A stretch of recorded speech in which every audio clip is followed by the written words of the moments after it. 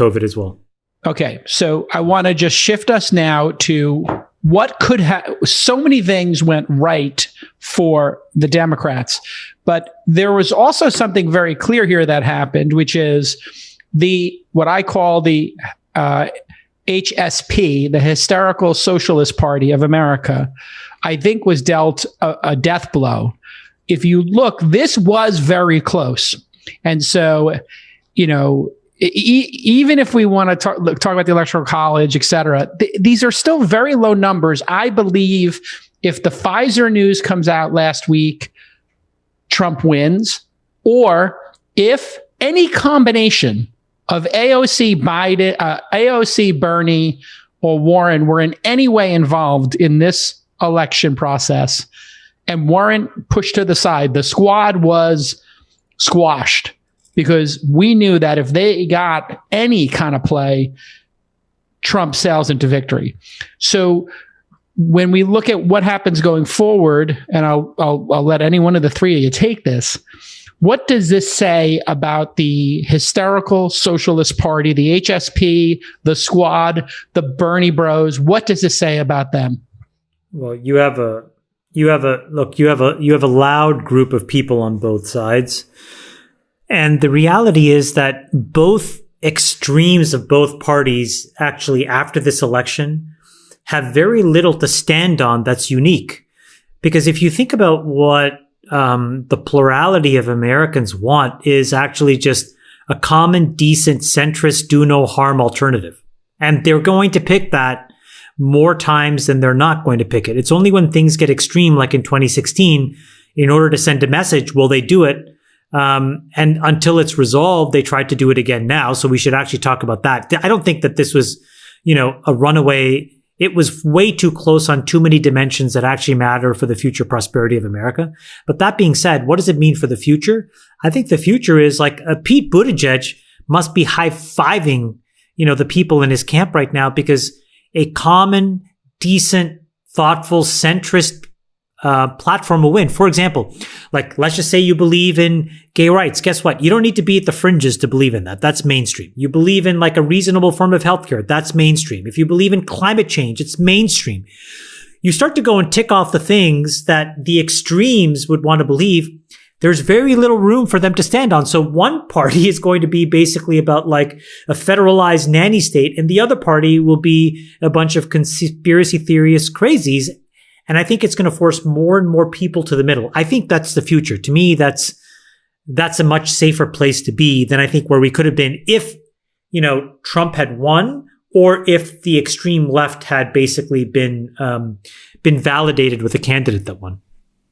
Right. And I would add to that the proof of that, the proof of the electorate's desire to tack towards the center is you look at the down ballot elections. So, in the Senate, the Republicans are still holding on to a majority pending the Florida runoff, but the Democrats failed to take out Susan Collins, Tom Tillis, Steve Daines. These were three incumbent Republicans who were way behind in the polls heading into Election Day. They didn't come close to taking out Lindsey Graham or Mitch McConnell, despite spending How did Lady G get out of this one alive? Explain that. Susan Collins? No, Lady G. Lindsey Graham. Oh, I see. Lindsey Graham, they said that it was neck and neck, and he actually ended up winning that state by like 14 points. It wasn't close. The polls were wildly off. And you saw that across the board. In the House, too, Democrats expected a gain of 10 to 15 seats. Instead, they've lost about 10 seats. They failed to defeat a single GOP incumbent. The GOP House members ran about 2 or 3 points ahead of President Trump. And then the Democrats were completely shut out in Texas, which was supposed to be going purple. There were 8 open GOP seats. Democrats won none of them. So anyway, I'm providing some support to the idea that this was a split decision election. The voters voted to remove voted against the extremes of both parties. So Friedberg, when you look at this, you see, I think, an absolute, just people don't want to deal with Trump anymore. How much of this do you think is Trump derangement syndrome, and what got Trump into office, eventually taking him out, which is the guy just takes up too much oxygen in the room, and that's coming from me. And the guy is just incredibly annoying to have to deal with day to day. That's also coming from you. And that's also coming from me.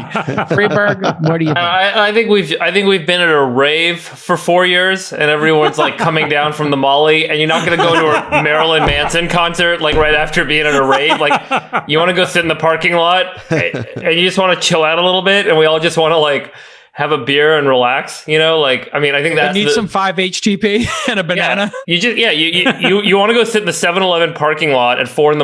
and you want to like go get a fucking sweet cappuccino, smoke a cigarette and relax. Like, it's been too much. And I think it's like, everyone's just kind of ready to chill out a bit. And so this whole fucking swinging back to the concert across the road sounds just as bad as what we've just been through. So let's just live our lives a little bit, and we'll come back in 4 years and figure out how to fuck things up again. I think that's kind of the psyche. Right. That's right. I think voters want a presidency they can forget about. I think Trump's sort of Achilles heel is he demanded too much of the voters' constant time and attention. There was like this psychic cost to it.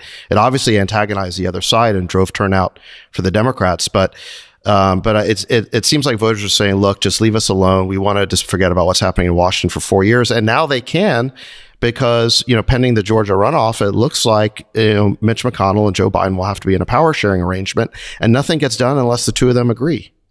And by the way, just on that, there was a great tweet by Paul Graham. He said the day after the election, something to the effect of, it feels like some background process in my computer was just killed that was consuming 5% of my CPU.